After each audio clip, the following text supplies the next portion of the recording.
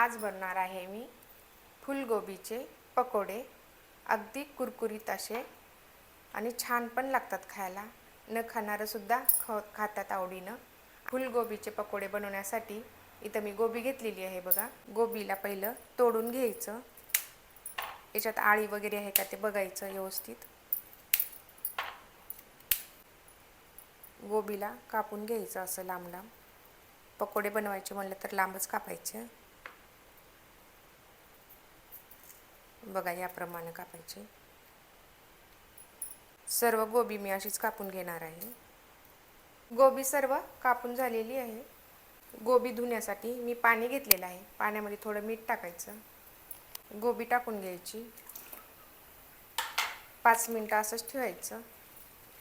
5 मिनिटं झालेली आहेत बघा। गोबी स्वच्छ धुवून घ्यायची। मिठाच्या पाण्याने धुतल्यानं किडा वगैरे असलं तर बाहेर निघून जातं। प्लेटमध्ये काढून घ्यायची। परत एक वेळेस धुवायची। 2 पाण्याने धुतल्यानं स्वच्छ निघून जाते गोबी।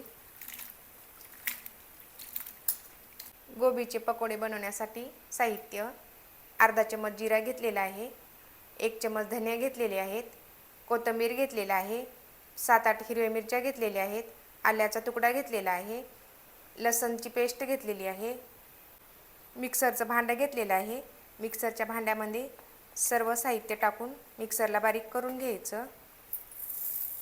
मिक्सरला बारीक करून झालेलं आहे।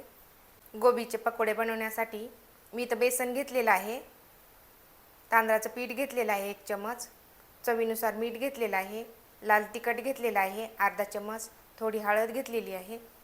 कटोऱ्यामध्ये गोबी टाकायची। मिक्सरला बारीक केलेले मिरची, अद्रक, लसण, धने हे पण टाकून घ्यायचं, मिक्स करून घ्यायचं। बेसन, तांदळाचं पीठ, मीठ, लाल तिखट आणि हळद हे पण टाकून घ्यायचं याच्यामध्ये पाणी नाही टाकायचं बिलकुल।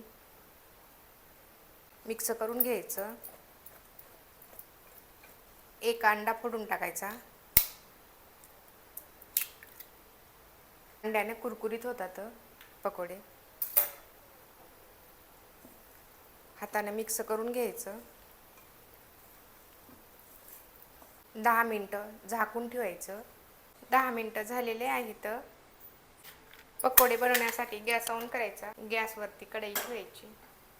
कढई गरम झालेली आहे। तेल टाकायचं। तेल गरम झालेलं आहे। पकोडे टाकायचे बघा गोबीचे, एक एक टाकायचं। याप्रमाणे टाकायचं बघा। पकोड्याला पलटून घ्यायचं बघा। आता बघू शकता किती छान झालेले आहेत, एकदम कुरकुरीत होतात। बघू शकता पकोडे झाले बघा, तर किती छान झालेत। प्लेटमध्ये काढून घ्यायचे, अगदी कुरकुरीत झालेत। सर्व पकोडे मी असेच काढून घेते। गोबीचे पकोडे बनवून तयार झालेले आहेत बघा। असेच व्हिडिओ पाहण्यासाठी माझ्या चॅनलला सबस्क्राईब करा, व्हिडिओला लाईक करा आणि कमेंट करून सांगा गोबीचे पकोडे कसे झालेत ते।